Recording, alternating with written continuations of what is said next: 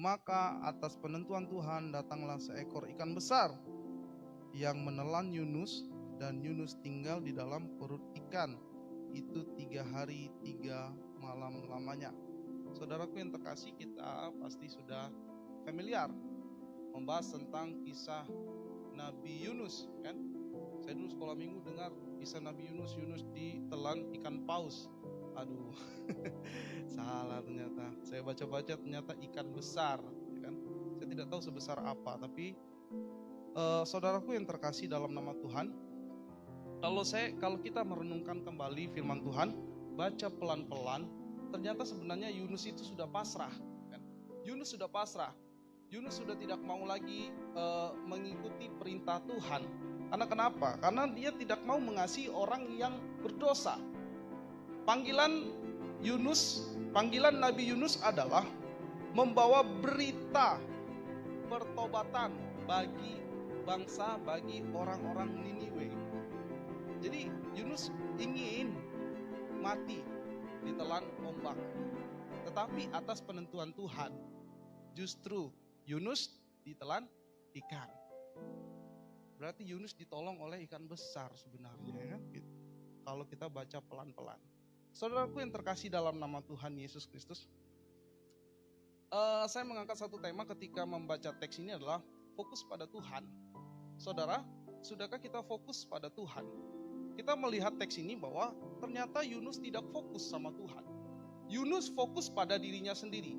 Saudara yang melayani di tempat ini, saya yang melayani di tempat ini, dan kita semua yang mengambil bagian dalam melayani Tuhan, fokusnya sama Tuhan, jangan fokus sama diri kita sendiri. Kalau kita fokus pada diri kita akan mengalami kekecewaan. Seperti yang terjadi pada Nabi Yunus. Kecewa dia, kan? Masa aku diutus sama orang-orang yang berdosa? Mau. Dalam melayani seperti itu, ketika kita dapat grade yang paling bawah, masa saya masuk di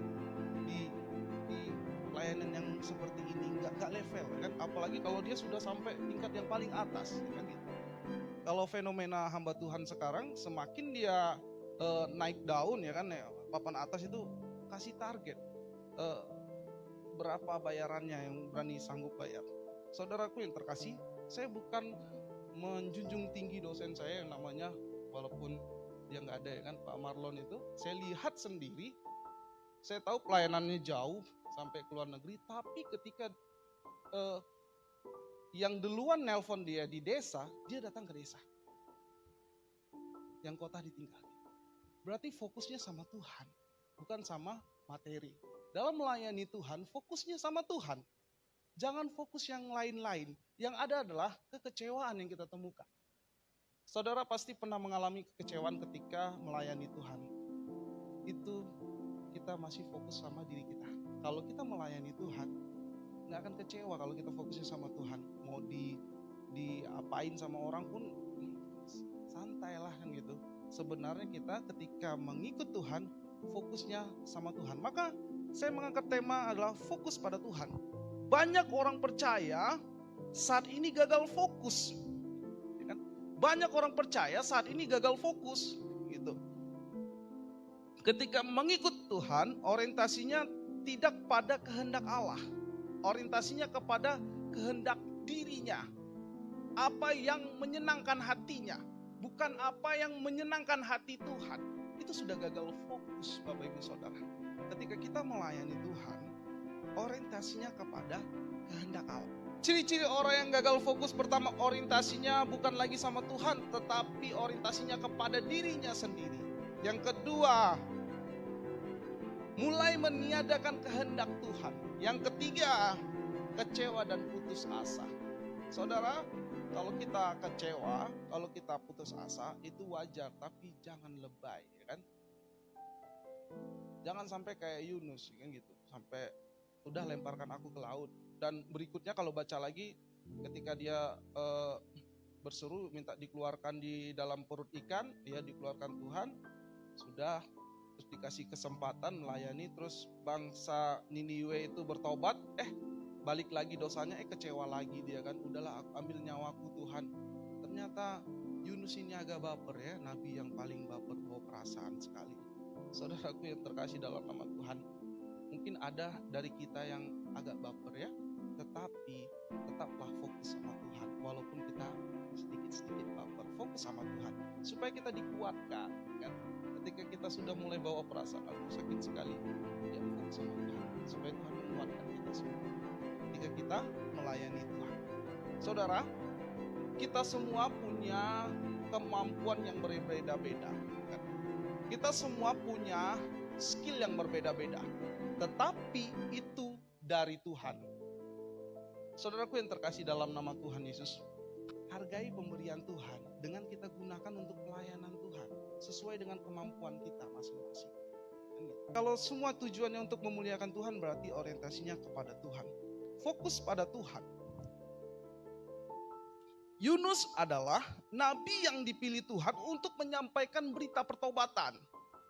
Yunus adalah nabi yang dipilih Tuhan untuk menyampaikan berita pertobatan. Saudara dan saya, kita belajar dari firman Tuhan, kita yang berdosa ini dikasihi Tuhan.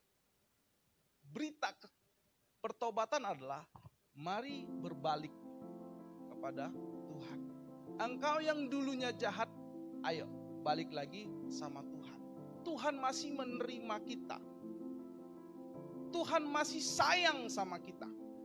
Saudara jangan berpikir Tuhan tidak sayang lagi sama saya. Tuhan kayaknya udah gak peduli lagi sama Tuhan sayang. Tuhan mencintai kita semua. Maka berbaliklah sama Tuhan. Kita akan mendapatkan kekuatan yang besar. Saudaraku yang terkasih dalam nama Tuhan. Ketika saya membaca teks ini, kenapa sih Yunus itu gak mau pergi? Kan? Kenapa Yunus gak mau pergi menyampaikan berita pertobatan ini? Kenapa? Karena Yunus melihat manusia, bukan melihat Tuhan. Saudara, kenapa sih Yunus gak mau menyampaikan firman Tuhan, gak mau menyampaikan berita pertobatan? Dia lihat manusia, bukan lihat Tuhan. Kalau kita fokus sama Tuhan, ketika Tuhan perintahkan, gak ada yang katanya menolak. Pasti katakan, siap. Saya siap Tuhan. Saudara, mari kita bangun komitmen masing-masing. Saya siap Tuhan. Saya siap melayani Tuhan. Saya mau melayani Tuhan. Saya mau mengambil bagian. Berarti kita sudah mulai fokus sama Tuhan. Kenapa kamu gak mau melayani Tuhan? Kenapa kamu gak mau datang ke gereja? Karena saya gak suka sama orang itu. Saya gak suka sama ini. Saya gak suka sama pendetanya. Saya gak suka sama Bang Arman. Astaga. Maafkan saya. Kalau memang seperti itu saya minta maaf. Lihat Tuhan. Oke. Jangan lihat manusia. Yunus orientasinya kepada dirinya. Dia udah lihat manusia. Pasti akan mengecewakan. Sampai Yunus kan ketika memberitakan kabar pertobatan, ya bertobat mereka terus balik lagi. Sebenarnya kalau saya membahasakan tuh kan Tuhan udah aku bilang bebal mereka. Udahlah cabut aja nyawaku. Kalau kita baca sampai habis di pasal 4. Cabut aja nyawaku. Apain lagi aku hidup? Untuk apa semua ini? Untuk apa pelayanan ini? Untuk apa kerja keras ini? Untuk apa semua yang saya lakukan? Kalau semua gak menghargai saya, ingat, itu orientasinya kepada diri kita. Kalau orientasinya sama Tuhan, gak ada yang namanya untuk apa. Puji Tuhan. Amin. Amin. Puji Tuhan. Mari kita melihat Tuhan sekarang. Kita yang punya karunia masing-masing ya. Lihatlah Tuhan. Jangan pikir untuk apa. Kecewa saya. Ngapain? Saya sudah baik sama dia kok. Balasannya seperti kecewa.